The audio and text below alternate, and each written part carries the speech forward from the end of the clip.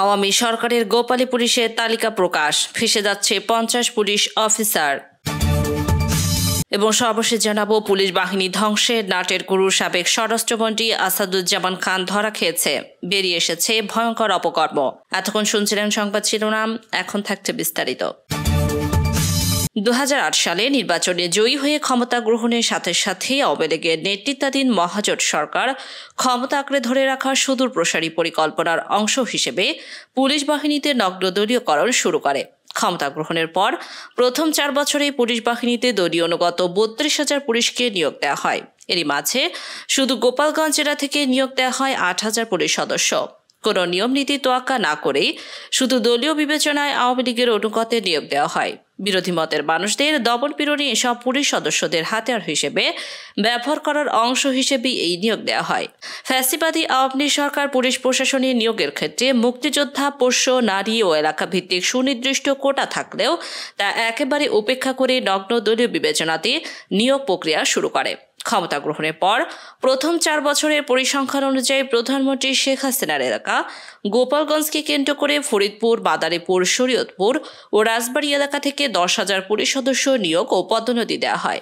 গোপালগঞ্জে কোটা অনুযায়ী 800 লোক নিয়োগের নিয়ম থাকলেও এই একটি জেলা থেকে নিয়োগ দেওয়া হয় 8,000 এবং 2,000 নিয়োগ দেওয়া হয় বৃহত্তর ফরিদপুর জেলার বিভিন্ন উপজেলা থেকে।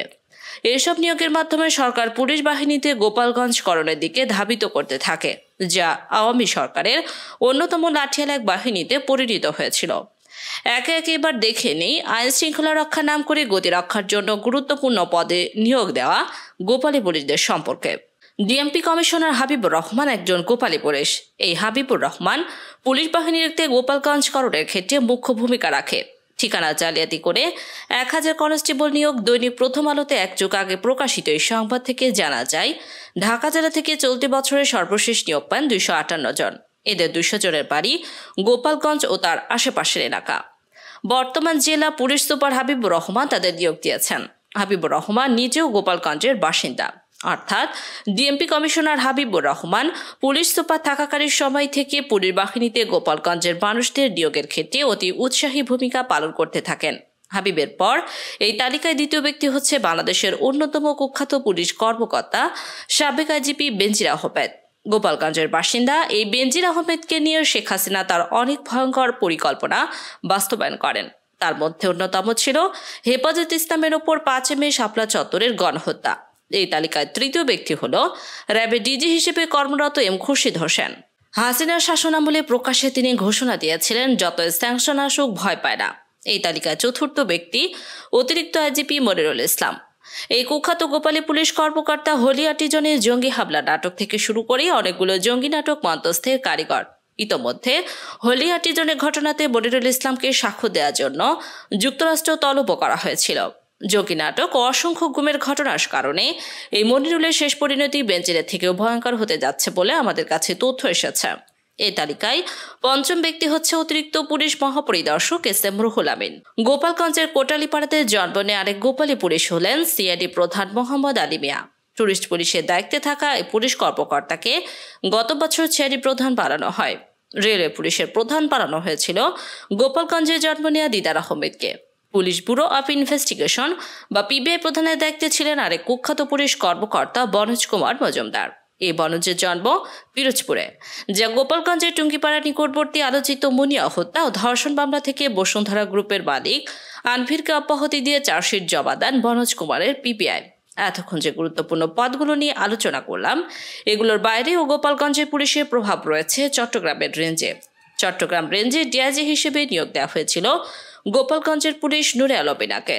এছাড়া রাজশাহী রেঞ্জে ডিআইজি হিসেবে নিয়োগ দেওয়া হয়েছিল গোপালগঞ্জের আনিসুর রহমানকে। পুলিশে ব্যাপকভাবে গোপালগঞ্জের মানুষকে নিয়োগ দেওয়ার ক্ষেত্রে সরকার শুরু থেকে পুলিশের নিয়োগ পরীক্ষাতে অস্বচ্ছতার আশ্রয় নেয়। 2013 সালে এই বিষয়টিকে অনুধাবন করে প্রথম আলো পত্রিকাতে সংবাদের শিরোনাম করেছিল, মেধা কোটার শেষে গোপালগঞ্জ, অর্থাৎ ফলাফল ঘোষণার ক্ষেত্রে যা মৌখিক পরীক্ষার ক্ষেত্রে গোপালগঞ্জের মানুষদের বাড়তি সুবিধা দিয়ে তাদের মেধা তালিকাতে সর্বোচ্চ আসনে আসীন করা হয়। আর এভাবেই অযোগ্য দেশবিরোধী ফ্যাসিবাদী আওয়ামী লীগ দালাল গোপালী পুলিশ দিয়ে পুলিশ বাহিনীকে জেলা ভিত্তিক নিয়োগের ক্ষেত্রে গোপালগঞ্জকরণ করে ফেলে সরকার। গত ১.৫ দশকে পুলিশ বাহিনীতে এতটাই দলীয়করণ হয়েছে যে অনেকেই বলছেন পুলিশ হয়ে গেছে আওয়ামী লীগের লাঠিয়াল বাহিনী। কতিপয় পদস্থ কর্মকর্তাদের নানাবিধ অপকর্ম, মানবাধিকার লঙ্ঘন আর চাঁদাবাজির কারণে পুলিশ প্রশাসন রীতিমতো ভেঙে পড়েছে। পুলিশকে এভাবে ধ্বংস করে ফেলা নাটের গুরু সাবেক স্বরাষ্ট্রমন্ত্রী আসাদুজ্জামান খান কামাল। অনুসন্ধানে বেরিয়ে এসেছে গা শিউরে ওঠা তথ্য। শুধু দলীয়করণ নয়, পুলিশের পদস্থ কর্মকর্তারা যে চাঁদাবাজি করতেন কিংবা দুর্নীতির মাধ্যমে কোটি কোটি টাকা হাতিয়ে নিতেন, সেখান থেকে একটি নির্দিষ্ট অংশ দিতে হতো সাবেক স্বরাষ্ট্রমন্ত্রী কামালকে। বস্তায় ভরে সে চাঁদার ভাগের টাকা বুঝে নিতেন স্বরাষ্ট্রমন্ত্রীর লোকজন। যে পুলিশ কর্মকর্তা যত বেশি চাঁদা দিতে পারতেন, তাকে ততটা বাহবা আর অপকর্মের সুযোগ দিতেন সাবেক স্বরাষ্ট্রমন্ত্রী আসাদুজ্জামান খান কামাল। পুলিশের অবৈধ আয়ের একটি অন্যতম বড় উৎস ছিল মামলাবাজি। প্রায় নিয়মিত বিরতিতে দায়ের করা হতো গায়েবী মামলা। সে মামলাগুলোর মাধ্যমে বিরোধী দলীয় নেতাকর্মী কিংবা নিরীহ মানুষকে হয়রানি করা হতো। হয়রানি বন্ধ করার শর্তে দাবি করা হতো মোটা অঙ্কের টাকা। সেই টাকার নির্দিষ্ট অংশ পুলিশের হাত হয়ে আসতো সাবেক স্বরাষ্ট্রমন্ত্রীর কাছে। এভাবে পুলিশের সব অপকর্মের মাস্টার মাইন্ড হয়ে পড়েন তিনি। পুলিশের কিছু কর্মকর্তা নিজ থেকে অতি উৎসাহী হয়ে বিরোধী দলের ওপর দমনপীড়ন চালাতেন। আবার স্বরাষ্ট্রমন্ত্রী কামালের নির্দেশে বাধ্য হয়ে সব করতেন অনেকেই।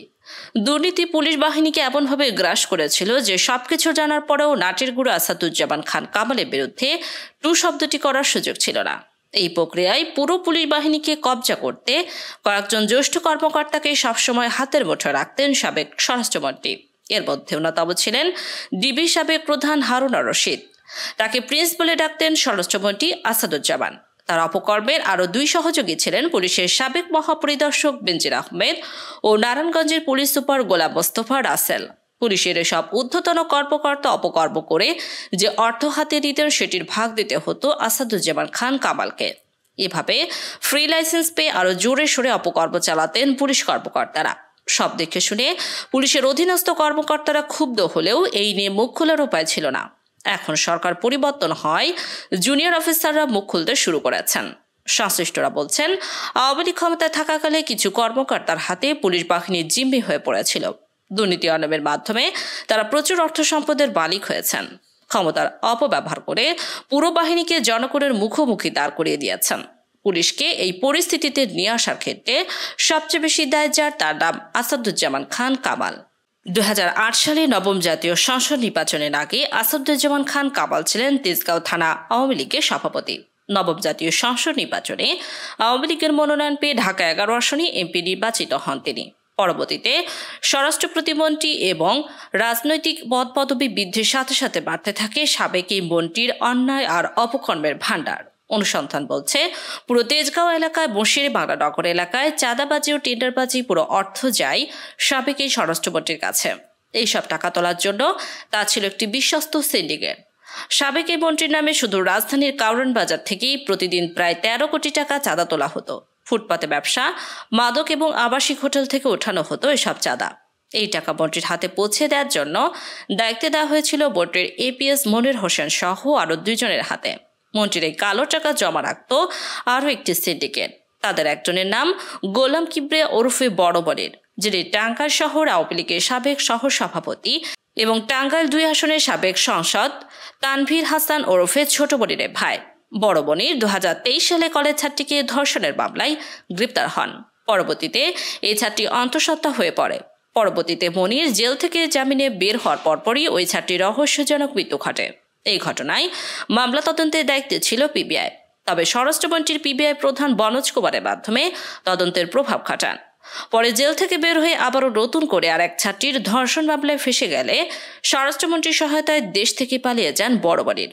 এছাড়াও 27 নম্বর ওয়ার্ড আওয়ামী লীগের সাবেক সাধারণ সম্পাদক কাজর শেরে বাংলানগর এলাকায় একত্রাসের রাজত্ব কায়েম করেছিল, যার সবই হয়েছে সাবেক এই স্বরাষ্ট্রমন্ত্রী আসাদুজ্জামানের ছত্রছায়ায়। চাঁদা না দিলে শেরে বাংলানগর এলাকার বিভিন্ন সরকারি কার্যালয়ের উন্নয়ন কাজ আটকে দেওয়া, প্রকৌশলীদের মারধর করা, হাসপাতালে কেন্দ্রিক ঠিকাদারি থেকে শুরু করে ফুটপাত দখল, বিভিন্ন বেসরকারি প্রতিষ্ঠানের চাঁদাবাজি সবই এক হাতে নিয়ন্ত্রণ করত এই কাজল। এসব কালো অর্থের বেশিরভাগ অংশই সরাসরি পৌঁছে যেত সাবেক স্বরাষ্ট্রমন্ত্রীর হাতে।